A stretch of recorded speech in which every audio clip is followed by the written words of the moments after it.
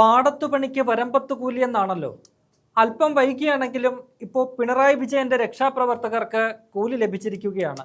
കൂലി കൊടുത്തത് മറ്റാരുമല്ല, വി.ഡി. സതീശൻ സർക്കാർ, ആഭ്യന്തരമന്ത്രി രമേശ് ചെന്നിത്തല.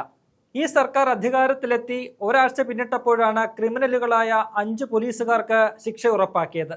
പിണറായി മുഖ്യമന്ത്രിയായിരിക്കെ നടത്തിയ നവകേരള യാത്രയിൽ പ്രതിഷേധിച്ച KSU യൂത്ത് കോൺഗ്രസ് പ്രവർത്തകരെ ഗൺമാന്മാർ മൃഗീയമായി തല്ലിച്ചതച്ചത് ഓർക്കുന്നില്ലേ?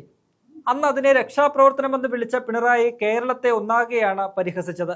അക്രമം നടത്തിയ തന്റെ ഗൺമാന്മാരെ പല വിധത്തിലും രക്ഷിച്ചെടുത്ത് മുന്നോട്ടു പോയ പിണറായിക്ക് തെരഞ്ഞെടുപ്പ് തോൽവിയോടെ പണിപാളി. അധികാരത്തിൽ വന്നയുടനെ UDF സർക്കാർ പ്രത്യേക അന്വേഷണ സംഘത്തെ നിയോഗിച്ച് കേസിൽ പുനരന്വേഷണം നടത്തി. പോലീസ് സേനയിലെ പുപ്പുലിയായ SP ഷൗക്കത്ത് അലി നെഞ്ചും വിരിച്ചിറങ്ങി നടത്തിയ അന്വേഷണത്തിൽ ഞെട്ടിക്കുന്ന വിവരങ്ങളാണ് കണ്ടെത്തിയത്. രക്ഷാപ്രവർത്തന കേസ് ഉന്നത പോലീസ് ഉദ്യോഗസ്ഥന്റെ നേതൃത്വത്തിൽ അട്ടിമറിച്ച് യഥാർത്ഥ രക്ഷാപ്രവർത്തനം നടത്തിയത് കണ്ട് അന്വേഷണ സംഘം ഞെട്ടി. കഴിഞ്ഞ ദിവസം 5 പോലീസുകാരെ പ്രതി ചേർത്ത് SIT ആലപ്പുഴ കോടതിയിൽ റിപ്പോർട്ട് സമർപ്പിച്ചു. പിന്നാലെയാണ് വകുപ്പ് തല നടപടിയിലേക്ക് നീങ്ങിയത്. അതിനുള്ള ഉത്തരവിൽ ഇന്ന് ആഭ്യന്തരമന്ത്രി രമേശ് ചെന്നിത്തല ഒപ്പുവെച്ചു. ഏറെക്കാലമായി പിണറായിയുടെ ഗൺമാനായ അനിൽ കല്ലിയൂർ, സന്ദീപ്, എസ്കോട്ട് പോലീസുകാരായ വിപിൻ, ഷൈജു, അരുൺ എന്നിവരെ സസ്പെൻഡ് ചെയ്ത് DGP ഉത്തരവിറക്കി. ഇനി ഇവർക്ക് വീട്ടിലിരിക്കാം. SIT സമർപ്പിച്ച അന്വേഷണ റിപ്പോർട്ടിലെ ശുപാർശ പ്രകാരമാണ് DGP ഈ 5 എണ്ണത്തെയും പറപ്പിച്ചത്. അന്വേഷണത്തിലെ കണ്ടെത്തലായി റിപ്പോർട്ടിൽ പറയുന്നത് ഇങ്ങനെയാണ്: ഗൺമാന്മാർ പുറത്തിറങ്ങേണ്ട ഒരാവശ്യവും ഉണ്ടായിരുന്നില്ല.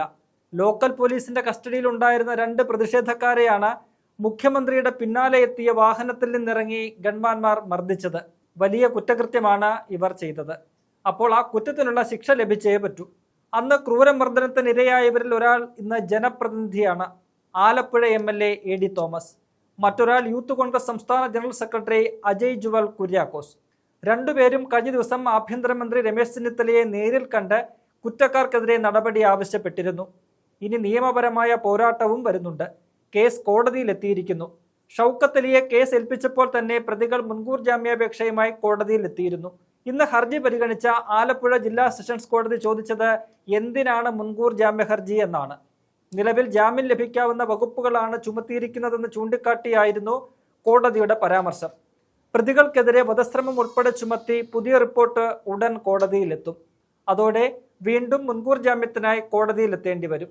എന്തായാലും തങ്ങളെ ക്രൂരമായി മർദ്ദിച്ചവരെ വെറുതെ വിടില്ലെന്ന ഉറച്ച നിലപാടിലാണ് MLA തോമസും അജയ് കുര്യാക്കോസും.